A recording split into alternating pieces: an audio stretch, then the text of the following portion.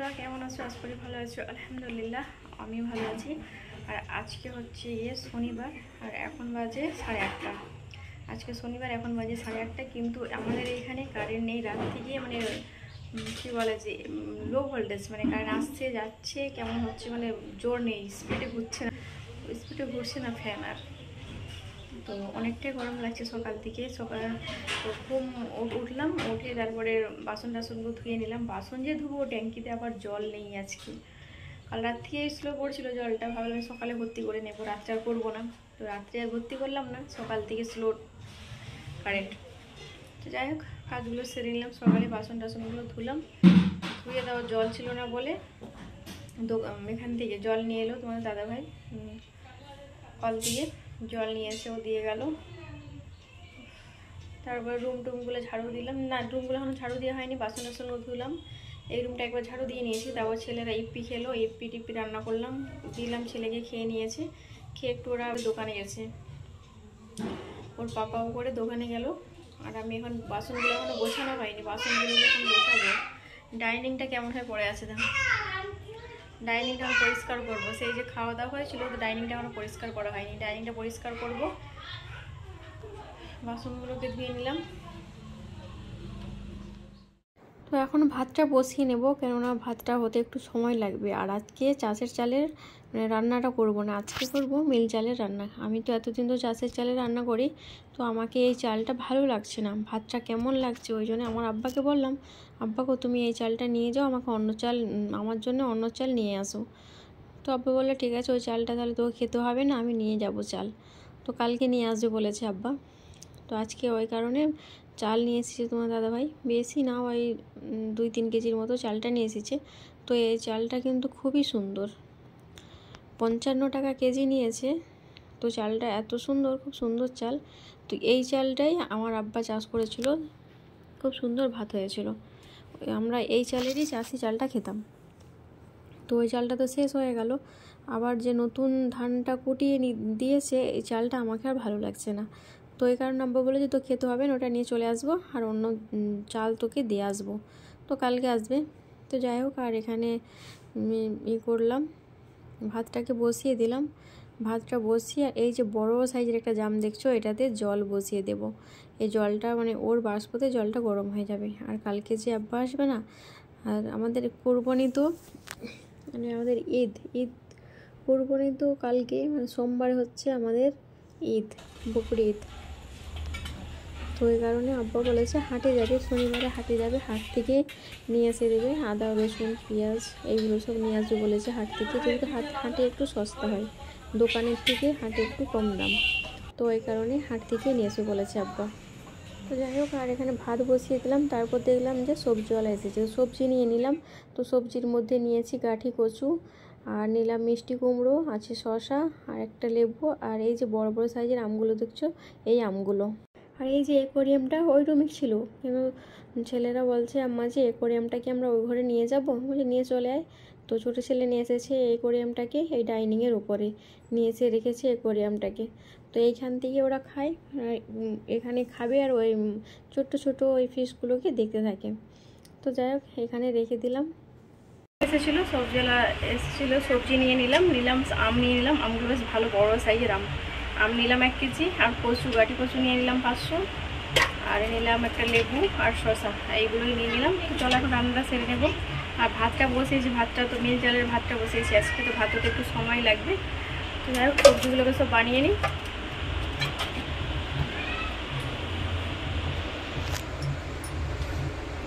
এই যে সবজিগুলো নিয়েছিলাম, ওইগুলোকে এখন বানিয়ে নেব। কেননা ওই মিষ্টি কুমড়ো নিয়েছি, আর নিয়েছি এই যে কচুগুলো ছিলতে অনেকটাই সময় লেগে গেছে। তো এতগুলো কচু, ছোটো ছোটো তো সাইজগুলো, আর কচুগুলো এত সুন্দর সিদ্ধ হয়ে গেছে, মানে একটা সিটি দিয়েছি প্রেসারের মধ্যে, খুব সুন্দরভাবে সিদ্ধ হয়ে গেছে কচুগুলো। তো কচুগুলো বানাবো। তো তার আগে এই মিষ্টি কুমড়োটাকে বানিয়ে নেব, এটাকে কিন্তু ভাজা করব। এই লবণ হলুদ আর একটু লঙ্কার গুঁড়ো। কখন বসেছিলাম আমি সবজিগুলোকে সব বানাতে, কেননা সে গাঁঠি কচু নিয়েছিলাম, এই ছোটো ছোটো সাইজের কচুগুলো। তো কচুগুলোকে সব পরিষ্কার করলাম, ছিলাম, অনেকটাই সময় লেগে গেলো। কখন বসছিলাম, এখন 11টা বেজে গেলো, 11টা 6 হয়ে গেল। আর ওই দিয়ে মাংসটা বসিয়ে দিয়েছি, কষা হচ্ছে প্রেসারে। আর মিষ্টি কুমড়ো নিয়েছিলাম, মিষ্টি কুমড়োটা ভাজা করবো, কারণ আমি একাই খাবো। তো দাদাই বললো, ছেলে বলো কেউ ওরা খেতে চায় না কুমড়ো, তো ওই কারণে মিষ্টি কুমড়োটা আমি নিলাম, আমি একাই খাবো। তো ওটাকে ভাজা করে নেব, আলু ভাজা করব, আর মাংস কষা হবে, আর ওই কচু দিয়ে মাংস করব। আর দেখি যদি ডিমের অমলেট খেতে চাই ছেলেরা কি তোমার দাদা ভাই, তাহলে ডিমের অমলেট একটু বানিয়ে নেব। যাই চলো সব এগুলোকে ধুয়ে নিই। কখন বসেছিলাম বলো, রান্নাবান্না কখন হবে, বুঝলে বুঝলে বুঝলে কখন হবে বলো। এখানে আছে আলু, আর এই যে মিষ্টি কুমড়ো, নিচে আছে এই গাঠি কচু। চলো একটা একটা করে ধুয়ে নিই।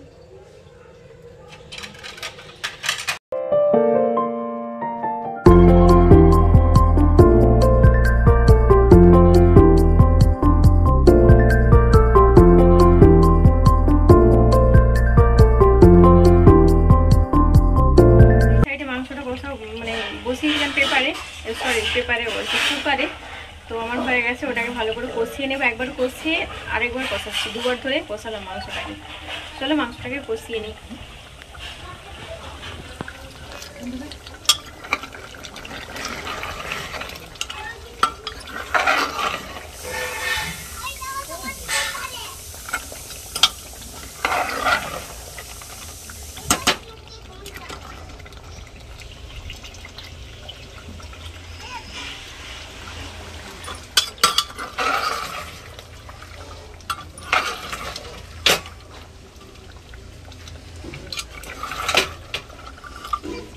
তো এতে আমার মাংস কষা হয়ে গেছে।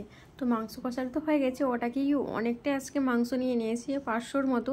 কেননা আমরা তো মাংস তোমার দাদাভাইদের খেতে চাই না, ছেলেদের জন্যই মাংস রান্না করি, আমাকেও এতটা ভালো লাগে না।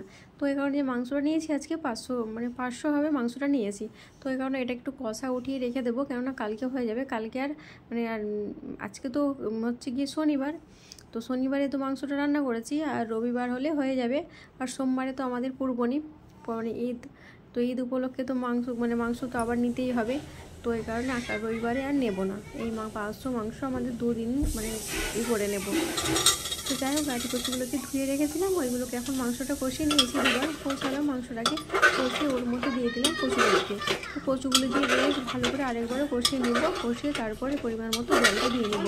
তো বেশি জল দেবো না, কচুটা যাতে সিদ্ধ হয়ে যায় ওইরকম মাপের একটু জল দেবো। তো জলটা অবশ্যই গরম দেব। তো গরম যে করেছিলাম ওই ভাতের হাঁড়ির ওপরে রেখেছিলাম, জলটা খুব সুন্দরভাবে গরম হয়ে গেছে। তো ওই গরম জলটাই দিয়ে নেব। আর এখানে একটু এই গরম মশলাটা দেবো, এই যে কষা মাংসটা আছে এই কষা মাংসটার মধ্যে একটু গরম মশলা দিয়ে নেব।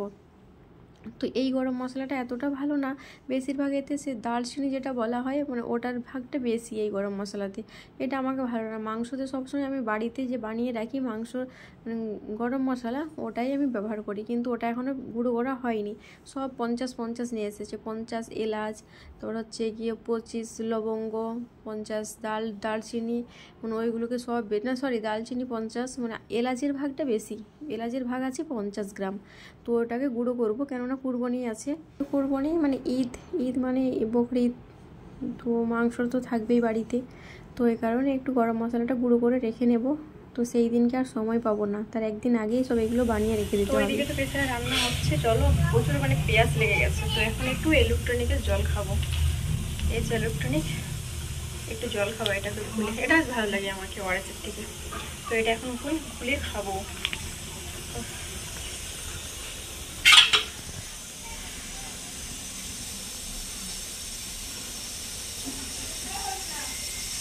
তো এইগুলোকে একদিন আগে যদি না বানিয়ে রাখা হয়, ওই ঈদের দিনে কোন দিকে করবে, এদিকে নাস্তা রেডি করতে হবে, আদা রসুন ছিলবে না পেস্ট করবে, সময়টা অনেকটাই লেগে যাবে। ওই কারণে তো একদিন আগেই সব বানিয়ে নিই, আজকে সব আদা রসুন ছিলাছিলি পরিষ্কার করে রেখে দেবো। সেটা হচ্ছে রবিবারে, ওটা হচ্ছে রবিবারে করে নেব। আর সোমবারে তো এই ঈদ, বকরি ঈদ। তো এই কারণে একদিন আগে আমরাও আদা রসুন ছিলে পেস্ট করে রেখে দিই। আর এই সাইডে হচ্ছে প্রেসারে দিয়েছি গাঠি কচু, এই যে সিটি দিয়ে দিল একটা, এটাকে বন্ধ করে রেখে দেবো। আর এই সাইডে মাংস কষাটা হচ্ছে। আর এই যে বললাম গরম লেগে গেছে, প্রচুর গরম লাগছে আমাকে। ওআরএসের থেকে এই ইলেকট্রনিকের জলটা খেতে অনেকটাই ভালো লাগে। তো এই কারণে তোমার দাদাভাই 1 কাপ করে নিয়ে চলে আসে, অনেকগুলো থাকে, অনেক দিন চলে যায়। তো আজকে মনে ছিল না ওকে বলতে, সামনের দোকান থেকে নিয়ে এসেছে। এটা ভাজা করবো, চলো আলুটা থেকে ভেজে নিই। গরম গরম আলু ভাজা, এই গরমের মধ্যে গরম গরম আলুটাকে ভেজে নিই, তাই না? তো কড়াই বসিয়ে দিলাম, তাহলে ফোড়নের মধ্যে একটু গোটা জিরে দেবো। তো কড়াইটাকে যখন আমি ব্যবহার করি তো ভালো করে পরিষ্কার করে কিন্তু ধুয়ে নিই আমি। তো পরিষ্কার করে ধোয়ার পরে কি হয়, কড়াইতে নিচেতে লেগে যাবার সম্ভাবনা থাকে, কিন্তু আমার এই যে কড়াইটা মানে নিচে লেগে যায় খুব কমই লেগে যায়, কেননা এই যে খুব গরম করে নিই কড়াটাকে। আগে যখনই ব্যবহার করি আলু ভাজা কোনো কিছু ভাজা টাজা করি তখন কড়াইটাকে ভালো করে আমি গরম করে নিই, ওই কারণে নিচে আর লেগে যায় না আলুগুলো। তো যাই, এখানে আলু আর মিষ্টি কুমড়োটা এক জায়গায় রেখে ধুয়ে নিয়েছিলাম। তো মিষ্টি কুমড়োটা তো আলাদা ভাজা করতে হবে আর আলুটাকে আলাদা ভাজা করব। তো এই কারণে মিষ্টি কুমড়োটাকে এখন উঠিয়ে রেখে দিলাম, আর তেলের মধ্যে গোটা জিরে ফোড়নে দেবো। দিয়ে মনে ছিল না আর যে একটা গোটা লঙ্কা দিতে, গোটা লঙ্কা দিলে বেশ ভালো লাগে আমাকে খাবার সময়। তো লঙ্কাটা আর দিতে মনে ছিল না, ওই গোটা জিরেই দিয়ে দিলাম। তারপর ভাজা হওয়ার পর মনে হলো যে গোটা লঙ্কা দেওয়া হলো না, তো দিয়ে নিলাম। আর তেলটা গায়ে ছিটিয়ে পড়বে বলে ওই কারণে একটু ওই খুন্তির মতোটা দিয়ে রেখেছিলাম, তেলটা যাতে না পড়ে গায়ে। তো আর একটু লবণ হলুদ মানে দিয়ে নেব, দিয়ে এটাকে ঢাকা চাপা দিয়ে ভালো করে লাল লাল করে ভেজে নেব। তো আমাকে কড়াইটা বেশ পরিষ্কার করে মাজতে ভালো লাগে আমাকে, আবার মানে কোনো জিনিসের দাগ থাকবে ওইগুলো নিয়ে ব্যবহার করতে আমাকে ইচ্ছে করে না। তো আমার কড়াইতে যদি একটু দাগ লেগে থাকে শুধু মনে হবে কখন পরিষ্কার করি কড়াইটা, কখন পরিষ্কার করব, এইরকমই মনে হয় জানো তো। তো যাই হোক, আর এক সাইডে ভাজাটা হচ্ছে আর এক সাইডে এই ফ্রাই প্যানটাকে বসিয়ে নিলাম। আর ওই সাইডে ভাত হয়ে গেছে, মাংস কষা হয়ে গেছে, কচু দিয়ে মাংস ওটাও হয়ে গেছে। আর ওই দিকে ভাজাটা বসালাম আর এই দিকে বসাবো মিষ্টি কুমড়োটাকে। এই দুটো হয়ে গেলে আমার আজকের রান্না পুরো কমপ্লিট।